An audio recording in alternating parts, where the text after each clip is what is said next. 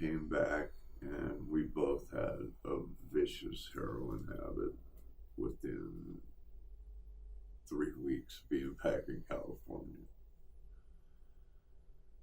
And her parents were rich. She was from France. So her mom came and found out that she was living in a van.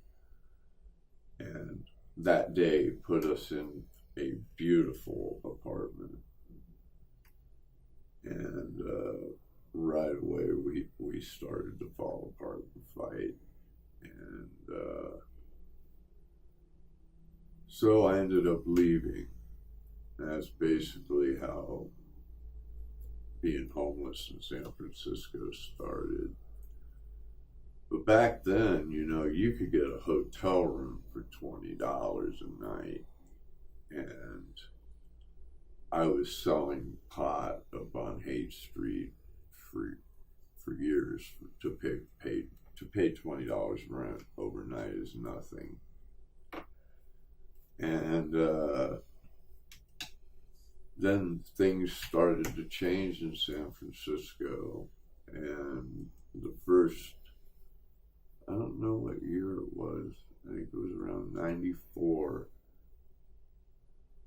the first El Nino hit, and I was homeless through that whole winter. And I came down with bacteriological pneumonia from being wet all the time. Wet sleeping bag, just wet. It rained nonstop for about 3 months with a drug habit on top of it. And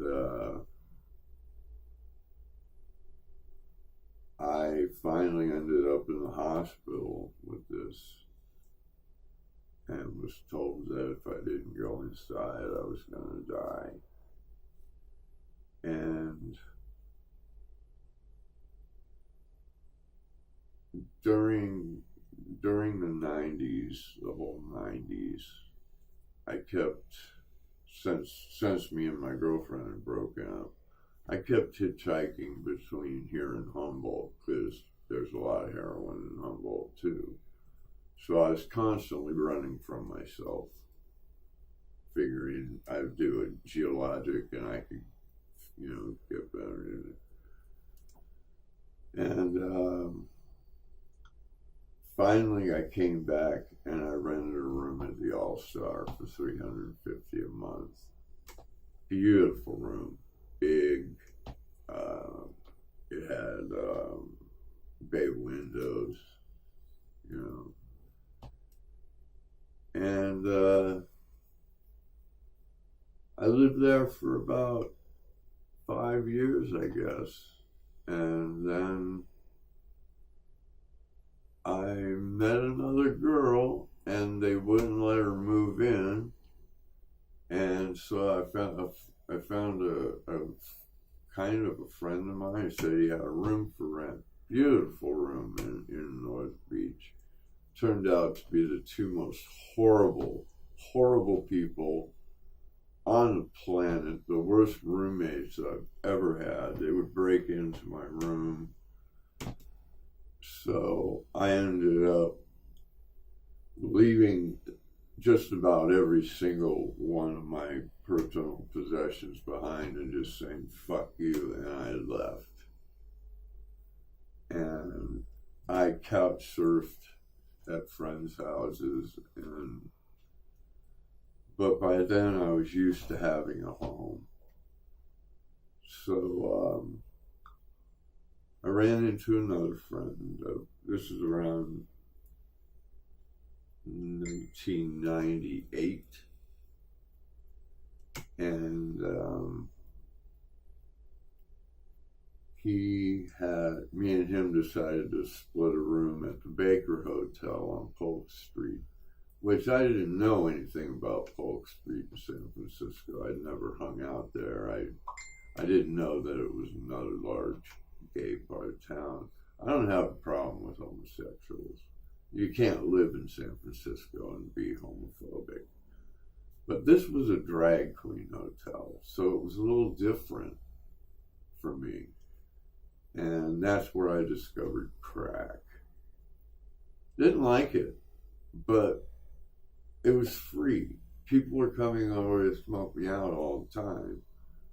It's because they were all trying to get in my pants. And I didn't know. I was so dumb, I didn't even pick up on it, you know. And I lived there for almost a year. And finally, I'd had enough. I was on a methadone clinic. And I went and I told my counselor I needed drug rehab. And he put me off for 3 weeks. And I kept bugging him all the time. Did you find me a place? Did you find me a place? Well, after 3 weeks, I'd had enough. I walked into the Cole hardware store on Polk Street, and I cut off 15 feet of hemp rope and walked out with it. Nobody said anything to me. I guess I looked pretty angry, I would say. And I tied it into a noose, and I walked into my counselor's office, and I threw it on his desk. And I told him if he did not house me by that day, that I would be hanging from that rope by the morning. And I meant it. I fully meant it. I was going to hang myself from the fire escape. That would give me a good 5-foot drop. Snap my neck, no problem. I was to that point. And needless to say, he housed me that day. He could have done it 3 weeks earlier, but I even asked him, and I said, you couldn't have made that phone call 3 weeks ago? I had to go to this extreme to get you. It's supposed to be help on demand. Back then, Willie Brown was mayor, and he had that slogan, you know, help on demand. But so many people are in demand, you know, that it doesn't always happen the way it should. But I was getting really tired of being put off when I was asking for serious help. And at that time, 1080 Folsom was New Life Rehab. And I got accepted. I went in, and I really worked on myself for a year. Made it off the methadone clinic, made it off of almost all my medications. And after the first year was done, they offered me, I knew they were going to offer me the job. I already knew it because I was one of the hardest working people that we were rebuilding this old hotel that was our clean and sober living place. And as soon as it was up and done, the city turned around and screwed us and sold it to the Scientologists. So I've had very up close and personal encounters with, I don't have a polite word for a Scientologist. I'm just going to say idiots. I can't. If you don't know what Scientologists are about, read it up on it, man. You will not believe what these people believe. It's hysterical.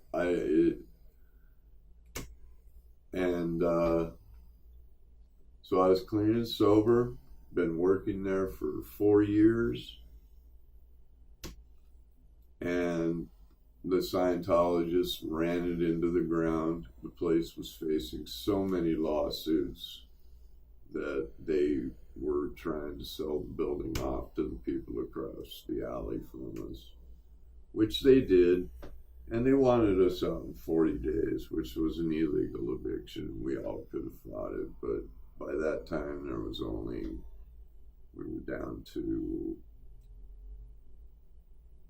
I don't know, we were down to maybe 5 people. And we were moving one of the patients over here who has now passed away. We just call him Joey, that was his name. And they brought me up here and showed me this room, and they said $550 a month, and I took it.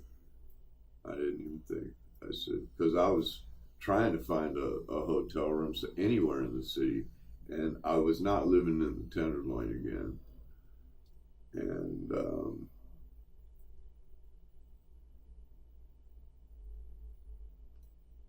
I've been here ever since. And now I still communicate with the homeless. You know, I still talk to them. I still give out, you know, I give out spare change if I have it. I give out cigarettes. You know, I know what it's like to be out there and have nothing. And it's,